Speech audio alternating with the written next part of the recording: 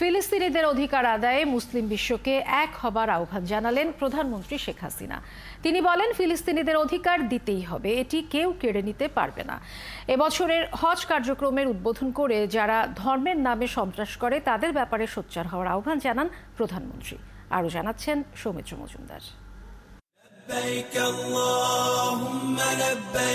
চাঁদ দেখার সাপেক্ষে আগামী ১৬ জুন অনুষ্ঠিত হতে পারে পবিত্র হজ। বিশ্বের চতুর্থ সর্বোচ্চ হজ যাত্রী প্রেরণকারী দেশ হিসেবে বাংলাদেশ থেকে এবার ৮৫,২৫৭ জন হাজি হজ পালন করবেন। বাংলাদেশি হজ যাত্রীদের নিয়ে বৃহস্পতিবার থেকে চালু হচ্ছে হজ ফ্লাইট।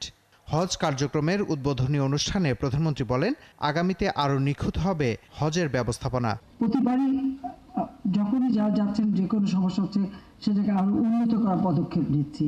আর এই ক্ষেত্রে সৌদি সরকার সবসময় আমাদেরকে সহযোগিতা করে যাচ্ছে। বিকাশে কম খরচে ক্যাশ আউটের লিমিট বেড়ে ৫০,০০০, প্রিয় এজেন্টও ২টা।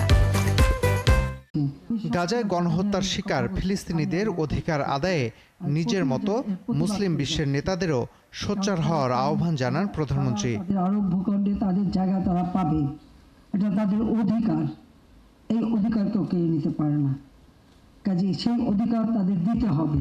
ওআইসি মুক্ত দেশগুলির মধ্যে আমি একমাত্র বোন। আমি বলছি যে আমি তো একমাত্র বোন আছি। কাজে আমার এখানে এটাই কথা যে সকলে এক হন এবং এই ধরনের অন্যায় অবিচার যেন আমাদের উপর না হয় সেদিকে তার জন্য সকলে সোচ্চার থাকবেন।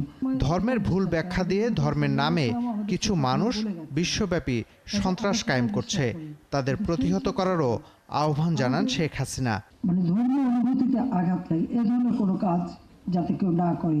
মদ, জুয়া, দুর্নীতি, সন্ত্রাস, জঙ্গিবাদ করে আমাদের একটা পবিত্র ধর্ম ইসলাম ধর্ম, যে ধর্ম শান্তির ধর্ম, যে ধর্ম সকল শ্রেণীর মানুষকে অধিকার দিয়ে গেছে, সেই ধর্মের নামে একটা সামান্য মুসলিমীয় কিছু লোক তারা যে এই সন্ত্রাসী কর্মকাণ্ড করে একটা বদনাম দিয়ে যায়, এটাই সব থেকে দুঃখজনক। পরে হজ কার্যক্রমের উদ্বোধন করেন প্রধানমন্ত্রী শেখ হাসিনা। সৌমিত্র মজুমদার, ৭১, ঢাকা।